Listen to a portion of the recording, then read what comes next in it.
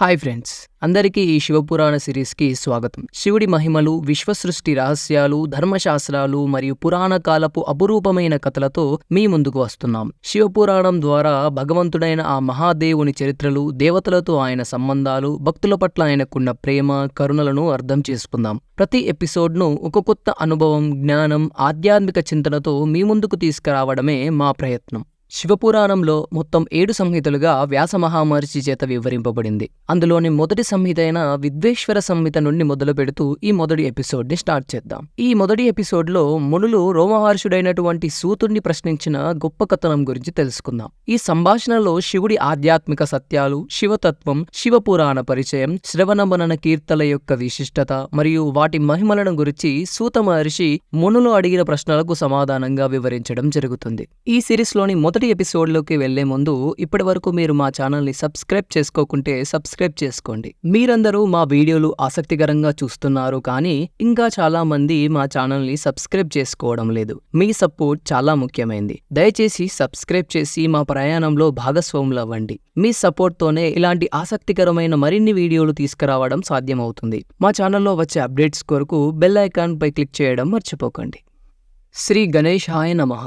ఆద్యాంతమంగళమజాత సమానభావ మార్యం తమీశమజరామరమాత్మదేవం పంచాననం ప్రబల పంచ వినోదశీలం సంభావయే మనసి శంకరమంబికేశం. శంకరుడు ఆద్యాంతమంగళ స్వరూపుడు. ఆయనతో సమానమైన తత్వం ఎక్కడ కూడా లేదు. ఆయనకు జనన మరణాలు లేవు. సృష్టి స్థితి లయ తిరోధాన అనుగ్రహములనే పంచకర్మలను ఆయన లీలామాత్రంగా నెరవేరుస్తూ ఉంటాడు. ఆయన పంచముఖుడు. శక్తి స్వరూపిణి అయిన అంబికతో కూడినట్టి ఆ అవిభాజ్య తత్వాన్ని, పరమోత్కృష్టమైన దానిని మనస్సులో ధ్యానిస్తున్నాను అని వ్యాసమహర్షి శివుడి గురించి ధ్యానించి శివపురాణం రచనను మొదలుపెట్టాడు. శివపురాణం అంతా కూడా వ్యాసమహర్షి వివరిస్తూ ఉంటాడు.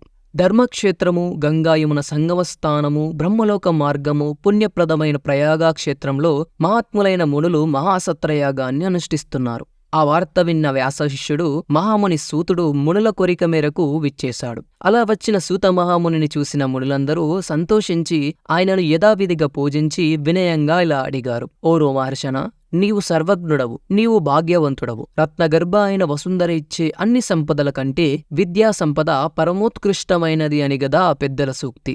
వేద హృదయాన్ని విప్పి చెప్పే పురాణ విద్యను నువ్వు వ్యాస భగవానుని సన్నిధిలో గ్రహించావు. నీవు అద్భుతుడైనటువంటి పరమాత్మ యొక్క ఆశ్చర్యగాథలను వివరించి చెప్పిన పురాణ వాగ్మయానికి నీవు ఆశ్రయభూతుడవయ్యావు. ఓ సూత మహాముని, నీవు త్రికాలజ్ఞుడవు. నీకు విదితం కాని వస్తువు ముల్లోకాలలో లేదు. నీ రాక మాకు చాలా సంతోషాన్నిచ్చింది. నీవు మాకేదైనా శ్రేయస్సును అనుగ్రహించు. నీ రాక వృధా కారాదు. తత్వాన్ని గురించి, మానవుల శుభ అశుభాలనిచ్చే విధి నిషేధ రూపమైన కర్మలను గురించి గతంలో చాలా విన్నాం. అయినా మాకు తృప్తి కలగలేదు. ఇంకా వినాలనే కోరిక కూడా ఉంది. పరమేశ్వరుని యందు నిశ్చలమైన బుద్ధిగల ఓ సుధ మహాముని, నీ నుండి మేమొక విషయాన్ని తెలుసుకోవాలని కుతూహలంగా ఉన్నాం. అది రహస్యమే కావచ్చు. మా యందు అనుగ్రహంతో చెప్పు. అదేమిటంటే, రాబోయే కలియుగంలో మానవులందరూ దురాచారవర్తనులు, సత్యవాక్యాలను పాటించకుండా అవుతారని విన్నాం. అట్టి భయంకరము, పాపములతో కూడుకున్నటువంటి కలియుగంలో శీఘ్రంగా పాపాలను తొలగించుకునే ఉపాయమేది? కలిలో మనుష్యుల ప్రవర్తన ఎలా ఉంటుంది? దానికి తగ్గట్లుగానే ప్రకృతి ఎలా ఉంటుంది? కేవలం భగవంతుడున్నాడనే ఆస్తిక్య బుద్ధి ఉంటే సరిపోదు కదా. పరమేశ్వరుని స్వరూపమెట్టిది? ఆయన తత్వమెట్టిది? మోక్షమంటే ఏమిటి? దాన్నెలా పొందాలి? ఆయన సగుణుడా లేక నిర్గుణుడా? ఈ విధంగా ఎంతో ఆసక్తితో ప్రశ్నించిన మునులను పలకరించి సూతుడిలా సమాధానం చెప్పసాగాడు. ఓ సత్యవ్రతులైన మునులారా, మీరడిగిన ప్రశ్నలు చాలా కఠినమైనవి. వాటికి సమాధానాలు చెప్పడం కూడా అసాధ్యము. అంతకంటే కూడా కష్టం అర్థం చేసుకోవడం. ఇది రహస్యమైనది, భగవత్ సంబంధమైనదేదీ వార్తా విశేషం కాకూడదు. అయినా మీ తపనను గ్రహించి పరమకారుణ్యమూర్తి అయిన మా గురుదేవులు వ్యాస భగవానుని స్మరించి ఆయన అనుగ్రహలేశంతో నేనార్జించిన జ్ఞానభిక్షను మీకు అనుగ్రహిస్తున్నాను. శ్రద్ధగా వినండి. ఓ అహింసామూర్తులారా, మీరన్నట్లు కలియుగం చాలా ఘోరమైనది. కలిలో మానవుల ప్రవర్తన నమ్మశక్యం కానట్లుగా ఉంటుంది. పాపపుణ్య వివక్ష ఉండదు. అందరూ దురాచారులే. సత్యభాషణం అనేది అడుగంటిపోతుంది. ఆత్మస్థుతి, పరనిందతో కాలక్షేపం చేస్తారు. అందరూ దోషులే. పరస్త్రీ, పరధనాలను పటికబిల్లపొచ్చులా చప్పరించేస్తారు. ఎక్కడ చూసినా హింస. ఆత్మదృష్టి లేనివారై దేహబుద్ధి కలిగి దాన్ని పెంచి పోషించుకొనటంలోనే ఎక్కువ కాలం వెళ్లబుచ్చుతూ ఉంటారు. తల్లిదండ్రుల పట్ల, గురువుల విషయంలో, జ్ఞానుల విషయంలోనూ గౌరవం లేనివారై ఉంటారు. స్త్రీలను భోగ సాధనంగా భావించే కామతంత్ర పరాధీనులై ఉంటారు. స్నేహ విషయంలో కాపట్యాన్ని కలిగి ఉంటారు. విప్రులు వేదాన్ని విక్రయిస్తారు. వారు లోభగ్రస్తులు, ఆశాపాశ బంధితులు అవుతారు. ఆ కారణంగా బ్రహ్మానందాన్ని అనుభవించే బ్రాహ్మీభూత స్థితి నుండి అజ్ఞానులవుతారు. జాతి ధర్మాన్ని, కర్మలను విడిచి వర్ణసంకరం చేస్తారు. అహంకార మమకారాలకు వశులై ఆత్మజ్ఞాన శూన్యులవుతారు. వారిలో సమత్వ బుద్ధి ఉండదు. ఇక శీలం అనేది శూన్యం. ఈ విధంగా ధర్మాచరణ విషయంలో ధ్రువ నక్షత్రంలా నిలబడవలసిన బ్రాహ్మణుడు పతనం కాగానే మిగతా వారందరూ ఆ మార్గంలోనే భ్రష్టులవుతారు. కలిలో క్షత్రియులలో క్షత్రియత్వం ఉండదు. గోబ్రాహ్మణ రక్షయందు నిష్ఠ ఉండదు. భోగలాలసత్వం అధికంగా ఉంటుంది. క్రయ విక్రయాలలో కపటం హెచ్చుగా ఉంటుంది. స్త్రీలలో పాతివ్రత్య ధర్మం ఉండదు. సంపాదనను బట్టి భర్తను గౌరవిస్తారు.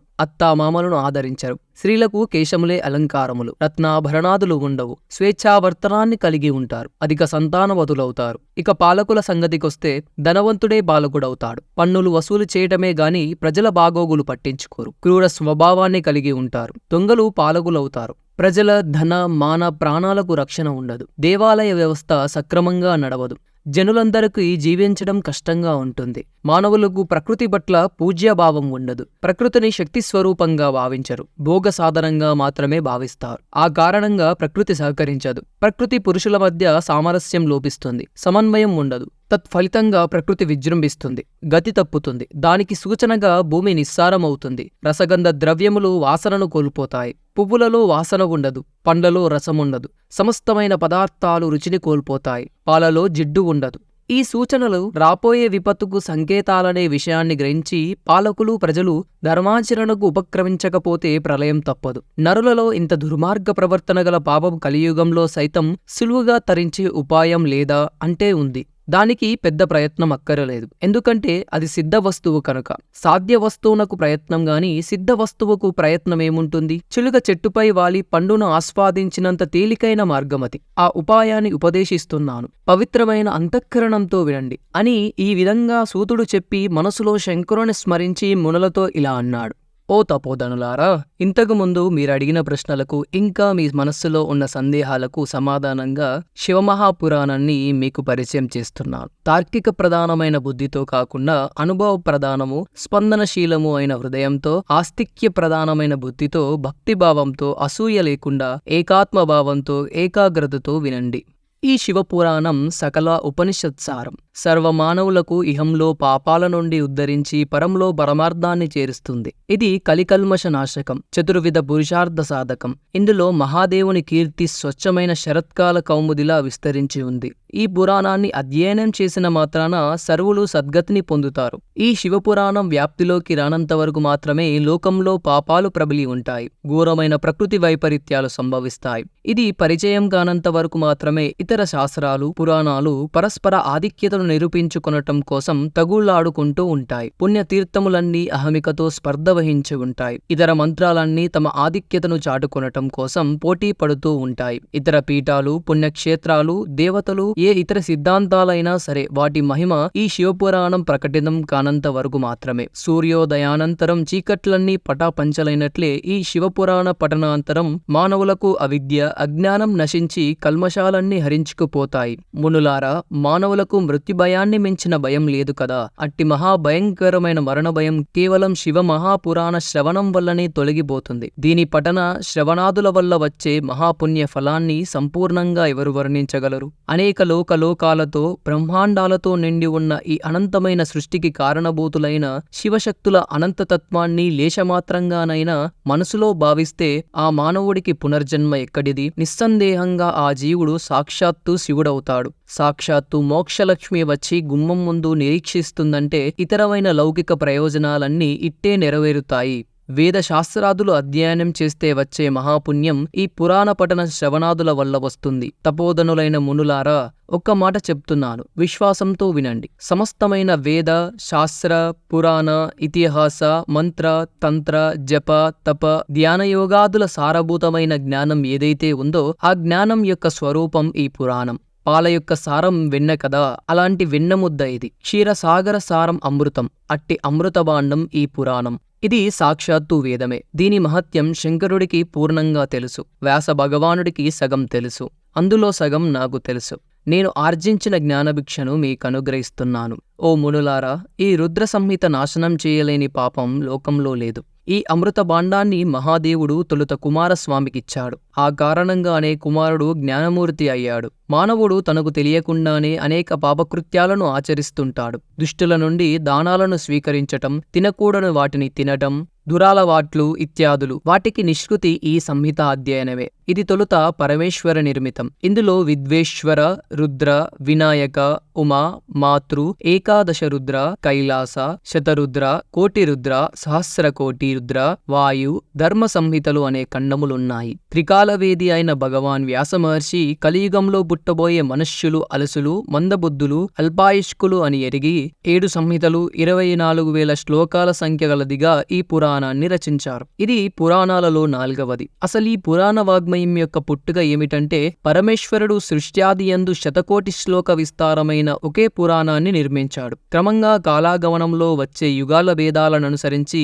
పుట్టబోయే మనుష్యులు అల్పతరాయులవుతారని జ్ఞాన దృష్టితో మహర్షులు అధ్యయన సౌలభ్యం కొరకు దానిని రచించారు. ద్వాపర యుగాదియందు కృష్ణ ద్వైపాయనాది మహర్షులు ఏకపురాణంగా ఉన్నదాన్ని 4 లక్షల శ్లోక సంఖ్యకు సంక్షేపించి 18 పురాణాలుగా విభాగించారు. అలా సంక్షేపింపబడిన ఈ శివమహాపురాణంలో విద్వేశ్వర సంహిత, రుద్ర సంహిత, శతరుద్ర సంహిత, కోటిరుద్ర సంహిత, ఉమా సంహిత, కైలాస సంహిత, వాయు సంహిత అనే 7 సంహితలున్నాయి. అఖండ భూమండలాధిపత్యాన్ని వహించి శాసించే సార్వభౌముని చెంతకు చేరటానికి అందరికీ అవకాశం ఉండదు. ప్రజలు భయకంపితులవుతారు. వేదానిది సార్వభౌమ స్థానం. అందుకే వేదం ప్రభు సంహితమని చెప్తారు. పురాణాలు మిత్ర సంహితాలు. ఇవి మిత్రుని వలె లాలించి హితోపదేశాన్ని చేస్తాయి. పురాణాలన్నీ వేదతుల్యములే. ఎంతో కుతూహలాన్ని రేకెత్తించే సూతుని పలుకులు విన్న ఋషులు అలాంటి మహాపురాణాన్ని ఆదరంతో వినిపించమని కోరగా సూతుడు సుప్రహర్షుడై శంకరుని స్మరించి ఇలా ప్రారంభించాడు. శివమహాపురాణంలో భక్తి, జ్ఞాన, వైరాగ్యములకు సంబంధించిన విషయాలున్నాయి. ఉపనిషత్తులయందు సిద్ధాంతీకరింపబడిన సత్ అనగా పరబ్రహ్మ స్వరూపాన్ని గురించి విశేషంగా చెప్పబడింది. పూర్వం కల్పం గతించి ప్రస్తుత కల్పం యొక్క ప్రారంభంలో 6 గణాలకు చెందిన మహర్షులు సమావేశమయ్యారు. వారిలో వారికి పరబ్రహ్మను గురించి చర్చ జరిగింది. సమాధానం దొరకక అది వివాదంగా మారింది. అప్పుడు వారందరూ బ్రహ్మగారిని దర్శించి నమస్కరించి వినయంతో ఇలా ప్రశ్నించారు. ఓ పితామహ, నువ్వు సృష్టికర్తవు, కారణములకు కారణమైన వాడవు, సర్వతత్వములకు అతీతమైన తత్వమేది? పురాణ పురుషుడు ఎవరు? అవ్యక్తానికి సైతం ఆధారభూతుడెవరు? అప్పుడు బ్రహ్మ, మహర్షులారా సావధానంగా వినండి. ఎవరిని గురించి చెప్పటానికి వాక్కుకు సామర్థ్యం లేదో, ఎవరిని మనస్సు కూడా ఊహించుకోలేదో, ఇంద్రియములు పంచభూతాలతో కూడిన ఈ జగత్తు ఎవరి నుండి ఉద్భవిస్తున్నదో, త్రిమూర్తుల కంటే కూడా ఎవరు పూర్వుడో అట్టివాడు మహాదేవుడొక్కడే. ఆయన సర్వజ్ఞుడు, జగదీశ్వరుడు. పరాభక్తితో ఆయనను దర్శించడం కంటే వేరే మార్గం లేదు. హరిహరులు, ఇంద్రాది దేవతలు పరాభక్తి తత్పరులై నిత్యం ఆయన దర్శనం కోసం కాంక్షాలాలసులై ఉంటారు. శివభక్తి ఒక్కటే మోక్షకారకం. లోకంలో చెట్టు నుండి విత్తనము, విత్తనం నుంచి చెట్టు ఎలా ఉద్భవిస్తాయో అలాగే దైవానుగ్రహం వల్ల భక్తి, భక్తి వల్ల దైవానుగ్రహం లభిస్తాయి. కనుక ఓ ఋషులారా, అట్టి మహాదేవుని అనుగ్రహం కొరకు మీరు భూలోకం వెళ్లి 1000 సంవత్సరాల దీర్ఘ సత్రయాగాన్ని అనుష్ఠించండి. భూలోకం ఒక్కటే కర్మభూమి. యజ్ఞేశ్వరుడైన శివుని అనుగ్రహం వల్ల మాత్రమే వేద విద్యాసారమైన సాధ్య సాధనములు తెలుస్తాయి. అప్పుడు మునులు, పితామహ, లోకంలో సాధింపవలసిన వాటిలో ఉత్తమమైన సాధ్యమేది? దానికి ఉత్తమమైన సాధనమేది? సాధకుడెలా ఉంటాడు? మాకీ సాధనా స్వరూపాన్ని గురించి చెప్పండి. అప్పుడు బ్రహ్మ, శివపదమును పొందుట ఒక్కటే సాధ్యము, శివభక్తి ఒక్కటే సాధనము. శివానుగ్రహం చేత సిద్ధించిన సంస్కారం చేత అనిత్యమైన ఇహలోక ఫలములయందు ఆసక్తి లేనివాడే సాధకుడు. వేదోక్త కర్మలను నిష్కామంగా ఆచరించి తత్ఫలితాన్ని పరమేశ్వరునికి అర్పిస్తే ఆ సాధకుడు సాలోక్య, సామీప్య, సారూప్యాది ఫలాలను పొందుతాడు. భక్తి తీవ్రతననుసరించి ఫలప్రాప్తినుంటుంది. భక్తిలో అనేక సాధనలున్నాయి. వాటిని సాక్షాత్తు ఈశ్వరుడే బోధించాడు. వాటిని సంక్షిప్తం చేసి మీకు సారాన్ని మాత్రం అందిస్తాను. శివపదాన్ని పొందటానికి మహాసాధన మాత్రమే మార్గం. మహామహిమోపేతమైన శివగాథలను చెవులతో వినటం, ఆయన మహిమను వాక్కుతో కీర్తించడం, ఆయనను ఎల్లప్పుడూ మనస్సులో ధ్యానించటం, ఈ మూడు కలిసి మహాసాధన అనబడుతుంది. ఇది శృతి సమ్మతమైన మార్గం. మీరీ సాధనతో సర్వోత్కృష్టమైన సాధ్యమును పొందగలరు. సర్వార్థ సాధకమైన ఈ సాధనాన్ని తత్పర బుద్ధితో అనుష్ఠించండి. లోకంలో మానవుడు ముందు ఒక వస్తువును కంటితో చూసి తర్వాత తత్ప్రాప్తికి ఉపాయాన్ని అన్వేషిస్తాడు.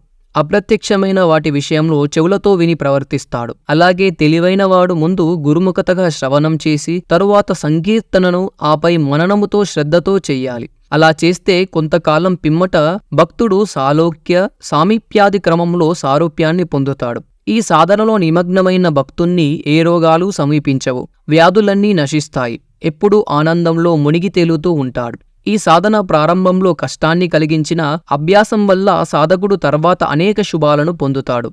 ఇప్పటివరకు శ్రద్ధావలై ఆలకించిన మునులు బ్రహ్మగారినిలా వినయంగా ప్రశ్నించారు. ఓ కమలోద్భవ, శ్రవణ మనన కీర్తనముల గురించి మాకు సవిస్తరంగా చెప్పండి అన్నారు. అప్పుడు ఋషుల ప్రార్థనను మన్నించి వారి శ్రద్ధాభక్తులను గమనించి పితామహుడిలా చెప్పసాగాడు. మహర్షులారా, శివపూజ, శివమంత్ర జపం, శివుని గుణాలను, లీలలను, ఆయన అనంత కళ్యాణ నామములను వేదసమ్మతమైన యుక్తిగల మనస్సుతో సర్వకాల సర్వావస్థల యందు చింతించటమే మననం. సాధనలన్నిటిలోనూ అత్యుత్తమైన ఈ సాధన శివానుగ్రహం కలవారికి లభిస్తుంది. శివుని యొక్క ప్రతాపము, గుణము, రూపము, లీలా విశేషములు, నామవైభవాలన్నిటినీ వాద్య సహకారంతో రాగయుక్తంగా, గానరూపంగా కాని, వేదాధ్యయన రూపంగా కాని లేదా దేశ భాషలో స్పష్టమైన వాక్కుతో రసవంతంగా కీర్తించటం కీర్తనం. తల, కాల, సందర్భ కారణాలతో నిమిత్తం లేకుండా పరమశివుని మంగళమైన గాథలను హాయిగా చెవులతో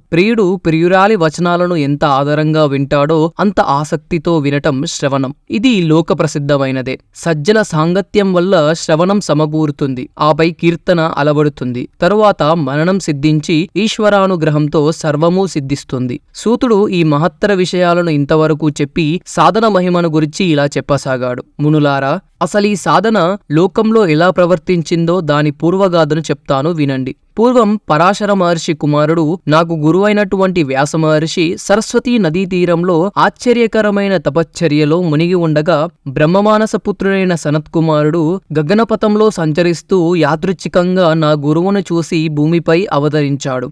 ధ్యానం నుంచి లేచిన నా గురువు ఎదురుగా ప్రత్యక్షమైన సనత్కుమారుని చూసి ఆశ్చర్యంతో భక్తి గౌరవాలతో నమస్కరించి అర్ఘ్యపాద్యాదులతో పూజించి దేవతాయోగ్నమైన ఆసనాన్నిచ్చి గౌరవించాడు. అందుకు సంప్రీతుడైన సనత్కుమారుడు వినీతుడై వ్యాసుణ్ణి ఇలా ప్రశ్నించాడు. ఓ వ్యాసముని, నీవు ఇచట అసహాయుడవై ఉండి దేనిని సాధించాలని తపస్సు చేస్తున్నావు? అలా ప్రశ్నించిన సనత్కుమారుని చూసి వెతకబోయిన తీగ కాలికి తగిలినట్లుగా సంతోషించి వ్యాసుడిలా తన మనసులోని తపనను వెల్లడించాడు. సర్వజ్ఞ, వేదోచితమైన ధార్మిక జీవనంలో చతుర్విధ పురుషార్థములైన ధర్మార్థ కామ మోక్షాలను ప్రత్యేకమైన ఆదరణ ఉంది. మీ దయతో నేను వాటిని విస్తారంగా అనేక విధాలుగా స్థాపించాను. లోకమంతా నన్ను గురువుగా సేవిస్తుంది. అయినా మోక్ష మార్గాన్ని తెలుసుకోలేకుండా ఉన్నాను. ఈ విషయంలో నాకు స్థిరత్వం చిక్కలేదు. చాంచల్యం కలుగుతుంది. చాలా ఆశ్చర్యంగా ఉంది. అశాంతిగా ఉంది. కారణం తెలియటం లేదు. మోక్షార్థినై ఈ తపశ్చర్యకు పూనుకున్నాను అన్నాడు. వ్యాసుని ఆవేదను, జిజ్ఞాసను, అంతరంగాన్ని అర్థం చేసుకున్న సనాతుడైనటువంటి సనత్కుమారుడు దయార్థ దృష్టితో తన అమృతమైనటువంటి వాక్కులను ఇలా వినిపించాడు. కుమారా వ్యాసముని, పూర్వం నేను కూడా మోక్షార్థినై చిత్త చాంచల్యంతో అనేక ఇతర సాధనలతో మందర పర్వతం మీద తపస్సు చేశాను. నా తపస్సు ఫలించి శివాజ్ఞచే భగవానుడు ప్రథమ గణాధిపతి అయిన నందికేశ్వరుడు నా ఎదుట ప్రత్యక్షమై ముక్తి సాధనాన్నిలా ఉపదేశించాడు.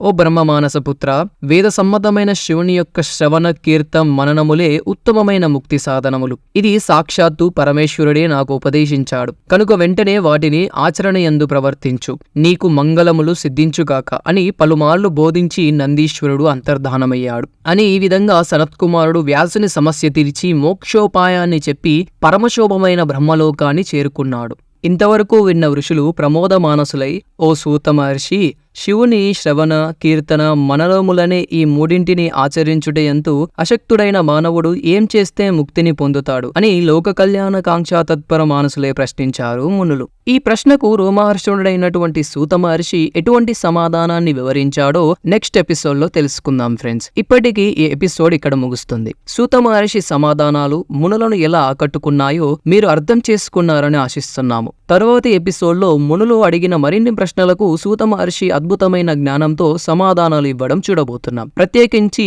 లింగం యొక్క విశిష్టత, బ్రహ్మ విష్ణువుల యొక్క సంగ్రామం గురించిన విషయాలను రాబోయే ఎపిసోడ్ లో తెలుసుకుందాం. కాబట్టి నెక్స్ట్ ఎపిసోడ్ మిస్ అవ్వకుండా ఉండడానికి మా ఛానల్ ని సబ్స్క్రైబ్ చేసుకుని బెల్ ఐకాన్ ని ఆన్ లో ఉంచుకోండి. ఈ వీడియోని లైక్ చేసి షేర్ చేయడం మాత్రం మర్చిపోవద్దు. Thank you friends.